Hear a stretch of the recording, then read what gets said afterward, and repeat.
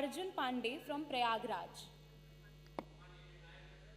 एवं सभा में उपस्थित सभी गणमान्य जनों को मेरा प्रणाम। जिस विधानसभा को आचार्य नरेंद्र देव, पंडित गोविंद वल्लभ पंत और चौधरी चरण सिंह जैसे नायकों ने सुशोभित किया, उस देश की सबसे बड़ी विधानसभा को मेरा सादर प्रणाम। मेरा नाम अर्जुन है, कक्षा 12वीं का छात्र हूँ। संविधान के 75 वर्षों की यात्रा पर बोलने हेतु तीर्थों के तीर्थराज प्रयाग से आपके समक्ष उपस्थित हूँ।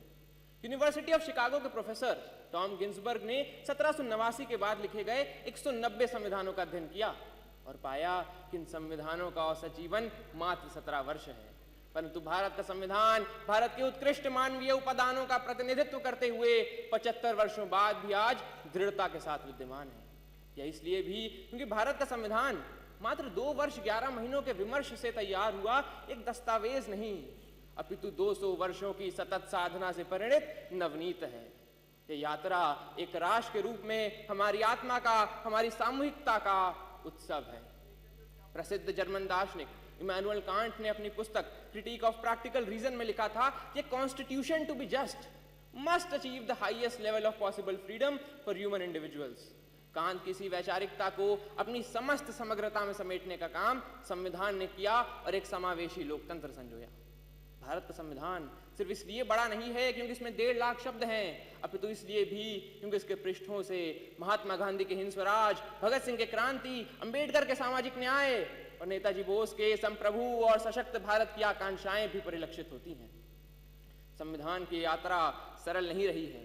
अगर इसने 24 अप्रैल 1973 को केशवानंद भारती निर्णय के रूप में रक्षा का प्रयास देखा तो 1975 में आपातकाल के रूप में प्रहार भी देखा। संविधान हमारा वह दर्पण है जिसमें हम अपने अतीत को देखते हैं, वर्तमान को समझते हैं और भविष्य को गढ़ते हैं। हमें यह भी समझना होगा कि संविधान साधन है, साध्य नहीं। हाँ, वो हमें जमीन तैयार करके तो दे सकता है, परंतु उस पर फसल बोने का काम हमारे ही जिम्मे है।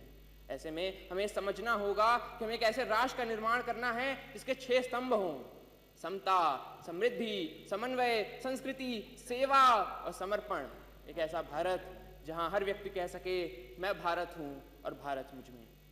जहां विश्व में तमाम जगह संवैधानिक मूल्यों के लिए, मताधिकार के लिए आंदोलन देखे गए, वहीं भारत में सहजता से प्राप्त मताधिकार एवं मौलिक अधिकारों ने शक्ति का संचार किया। हमारा ये कर्तव्य है कि हम एक ऐसे राष्ट्र का निर्माण करें जिसमें हर हाथ को अवसर मिले, हर सपने को ऊंचाई मिले और उसे पूरे करने का नैतिक साहस मिले। अंत में इतना ही कि हमने तहरीर की है कागजों पर सदियों की बातें, हमने तहरीर की है कागजों पर सदियों की बातें, संविधान यूं ही नहीं, हर लफ्ज में एक कौम की सांसें। धन्यवाद।